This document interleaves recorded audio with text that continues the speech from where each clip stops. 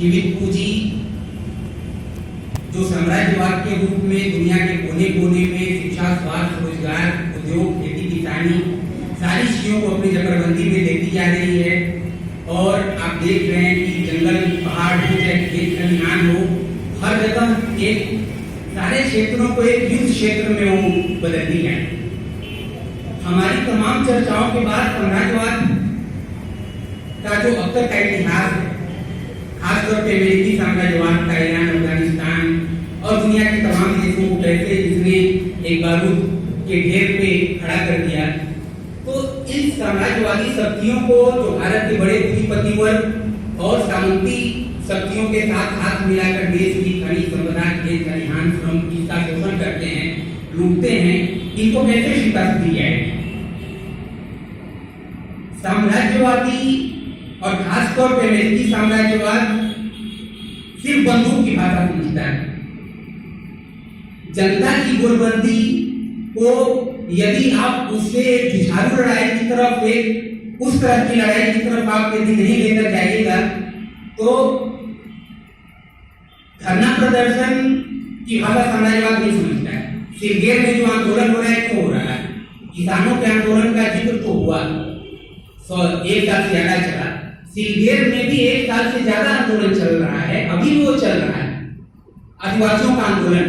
क्योंकि भारत के बड़े पूंजीपति और दुनिया भर की विदेशी कंपनियों की निगाहें सबसे ज्यादा देश की खनिज संपदा पे, और उस इलाके में भी लोग रहते हैं। वहां से लोग गुजरेंगे खेतों, खलिहानों और जंगल के इलाकों से, तुमको सस्ता मजदूर भी प्राप्त होगा, 300 रुपया की और 150 रुपया में भी काम करेगा। लेकिन जब आदिवासी जो कि इस देश के असल किसान हैं, मैं नहीं मानता कि आप जिन किसान, अभी किसान आंदोलन चल रहा था, कौन किसान लड़ेगा साम्राज्यवाद के खिलाफ? जब वास्तविक लड़ाई खड़ी होगी, कुछ किसान ही टिकेंगे, बाकी भाग जाएंगे। ठीक है, हम उनको जमींदार न कहें, लेकिन किसानों की 2 कैटेगरी आज गांव-गांव को नहीं देख रहा है।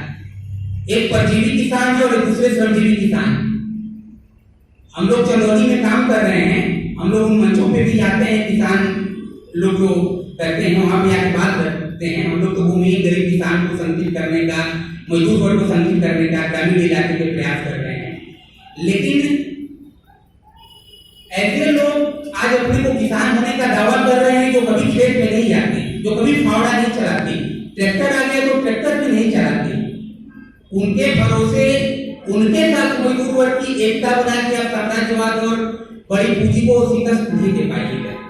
इसलिए साम्राज्यवाद भारत में, क्योंकि आज भी कुछ लोग बोलते हैं 60%, कुछ लोग बोलते हैं 70%, मानते हैं 50-55% आबादी भी यदि कृषि के इर्द गिर्द घूम रही है, ग्रामीण इलाके में है, तो एक बड़ा विशाल इलाका है।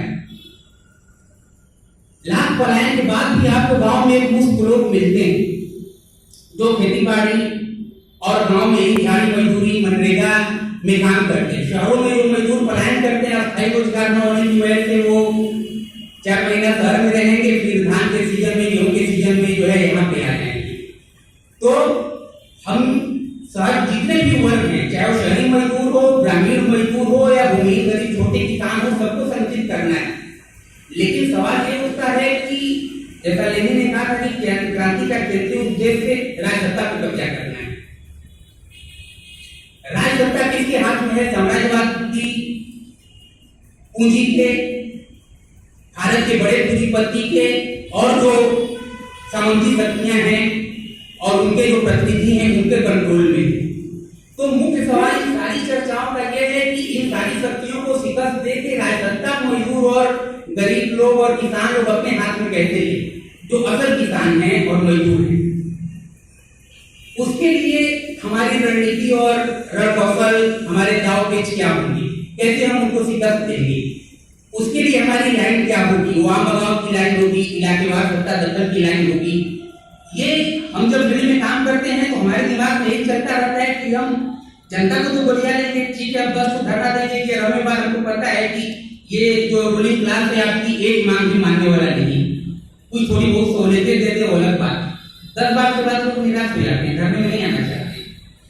जो लोग एक समय में 1000 लोगों को उतारते थे, 10,000 लोगों को उतारते थे, वो क्यों भाई 50 लोगों को भी नहीं उतार पा रहे हैं?